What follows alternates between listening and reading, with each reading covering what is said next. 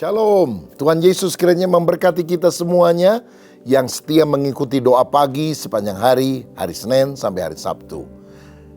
Hari ini saya akan menyampaikan renungan dengan judul pengorbanan dan pengampunan.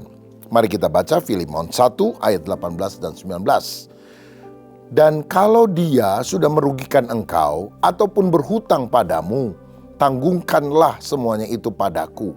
Aku Paulus menjaminnya dengan tulisan tanganku sendiri. Aku akan membayarnya, agar jangan kukatakan, tanggungkanlah semuanya itu kepadamu, karena engkau berutang padaku, yaitu dirimu sendiri. Saudara sekalian, surat ini adalah permohonan Paulus kepada Filemon, supaya seorang yang bernama Onesimus, yang pernah mencuri daripada Filemon, karena dia dulu budak yang bekerja di tempat Filemon, tapi sekarang dia sudah ketemu Paulus, bertobat menjadi anak rohani Paulus, dan Paulus minta supaya kesalahannya itu diampuni dan dia diterima kembali bukan hanya sebagai budak, tapi sebagai saudara. Nah, pada bagian ayat ini merupakan puncak dari permohonan Paulus. Onesimus yang sebelumnya melarikan diri dan kemungkinan mencuri dari Filemon kini sudah menjadi saudara seiman dan ingin diterima oleh Filemon. Tapi Paulus tahu bahwa rekonsiliasi yang sejati tidak hanya butuh kata-kata rohani, itu butuh penebusan nyata. Maka Paulus bersedia menanggung kerugiannya. Ini adalah gambaran kasih Kristus yang menanggung hutang kita agar hubungan kita dengan Bapa dipulihkan. Ayat 18 berkata, tetapi kalau dia telah merugikan engkau ataupun berutang sesuatu padamu, tanggungkanlah semuanya itu padaku. Paulus tidak menyangkal kesalahan Onesimus. Dia realistis. Dia tidak hanya bilang udahlah diampuni saja. Walaupun dia pernah mencuri uang besar, ya udahlah karena dia udah saudara seiman, ampuni saja. Luar biasa apa yang dikatakan Paulus. Tanggungkanlah itu kepadaku. Kalau kamu pernah dirugikan, sebut angkanya berapa. Aku yang bayar. Wow, luar biasa. Di sini kita melihat jiwa seorang perantara.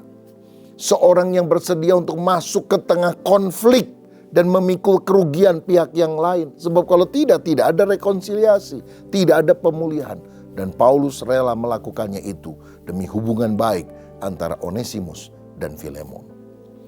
Nah, bagaimana hal ini bisa diterapkan dalam keluarga? Apakah kita bersedia menanggung rasa sakit atau biaya demi memulihkan hubungan mungkin antara adik dan kakak, orang tua dan anak, antara famili kita? Kadang-kadang kita ini nggak mau dirugikan sedikit pun.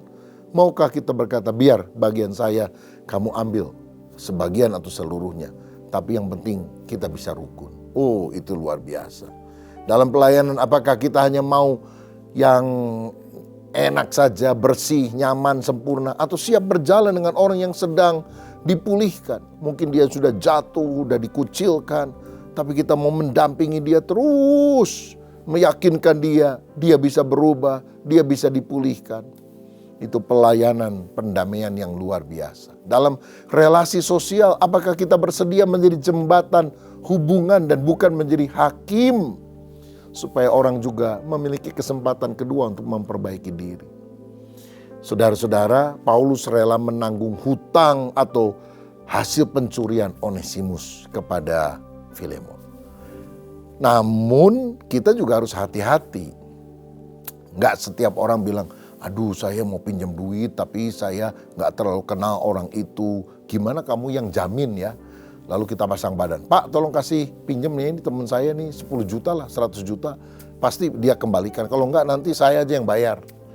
Padahal saudara juga enggak punya uang sebanyak itu. Hati-hati juga, jangan sampai kita terperosok dirugikan oleh orang lain. Atau diperalat oleh orang yang sebetulnya ingin memanfaatkan kita. Karena dalam Amsal pasal 22 ayat yang ke-26, firman Tuhan berkata demikian.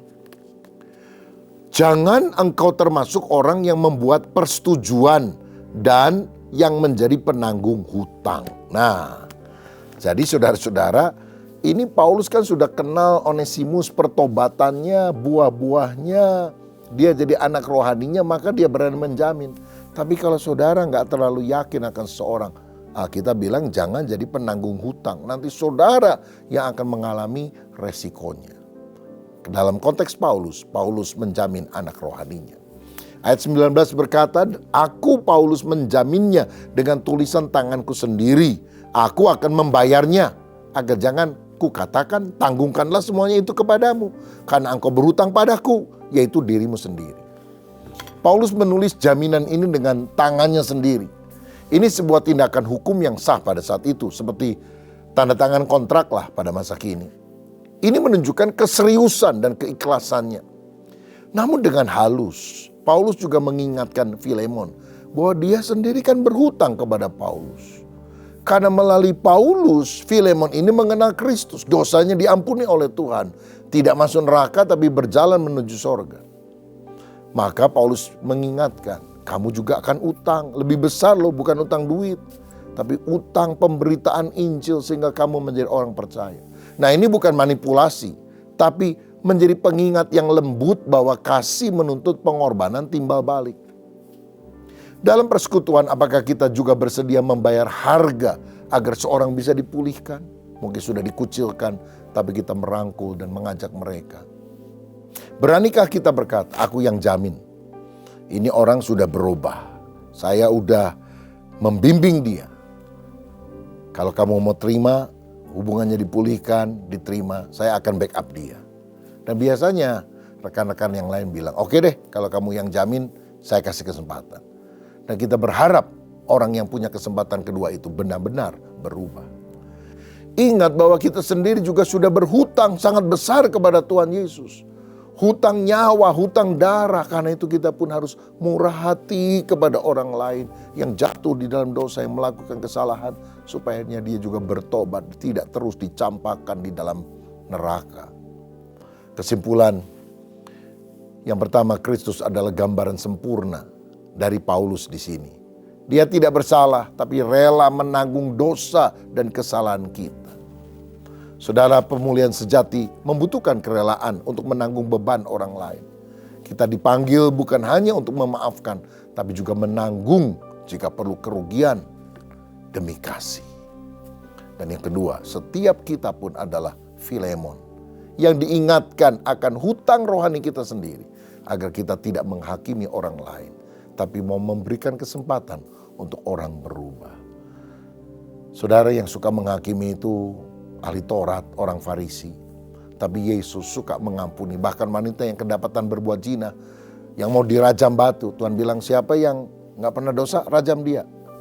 Lalu kabur semuanya karena semuanya juga bersalah. Ingat, kita juga adalah orang berdosa yang mendapatkan kasih karunia. Apakah ada saudaramu yang jatuh, yang berbuat dosa, yang jauh dari Tuhan? Dulu sudah ke gereja, bahkan mungkin dia adalah pembina rohani saudara. Sekarang dia undur dari Tuhan. Maukah engkau bukan hanya mendoakan, tapi mendatangi dia, menawarkan kasih, acceptance, penerimaan, pengampunan, membawa dia balik kepada Tuhan. Oh, ini pelayanan yang sangat istimewa, miliki pengampunan, dan untuk itu kita juga harus rela berkorban. Siapa mau menjadi pribadi yang mulia seperti Paulus, bahkan seperti Kristus yang rela menanggung segala dosa kita? Mari kita berdoa.